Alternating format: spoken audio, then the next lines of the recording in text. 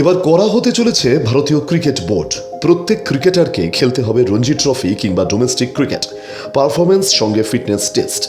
কোনো ক্রিকেটার যদি জাতীয় দল থেকে বাইরে থাকেন, তারপর যদি ফেরেন, তাহলে তাকে এনসিএ অর্থাৎ ন্যাশনাল ক্রিকেট একাডেমিতে গিয়ে ফিট হয়েই ফিরতে হবে জাতীয় দলের 22 গজে। ক্রিকেটার ঈশান্ত কিশনের সম্প্রতি জানিয়েছিলেন যে তিনি শ্রীলঙ্কা সিরিজে খেলতে পারবেন না, তার মানসিক অবস্থা ঠিক নেই। অথচ তাকে দেখা যাচ্ছে শুটিং করতে, পার্টি করতে। এমনকি এই খবরও পাওয়া যাচ্ছে আইপিএল এর জন্য নাকি প্রস্তুতিও শুরু করেছেন ঈশান কিশন। আর এখানেই বোর্ড চটে যায়। প্রশ্ন ওঠে এখান থেকেই, জাতীয় দলে খেলার আগ্রহ কম, আইপিএলে খেলার আগ্রহ বেশি, শুধুই কি অর্থের হাতছানি?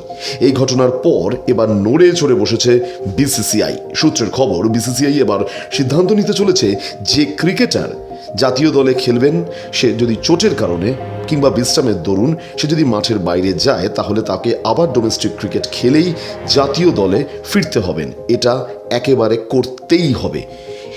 ঈশান কিশনের এই ঘটনার পর এখন দেখার ভারতীয় ক্রিকেট কন্ট্রোল বোর্ড তাদের এই চিন্তাভাবনাকে তারা নিয়মে পরিণত করতে পারেন কিনা। একটা ক্রিকেটার সে অবশ্যই তার আগে খেলার ইচ্ছে থাকুক কিংবা সব খেলার মাঝেই সে আগে কিন্তু খেলার তার ইচ্ছা আসা উচিত জাতীয় দলের জন্য, কোনো ফ্র্যাঞ্চাইজির জন্য নয়।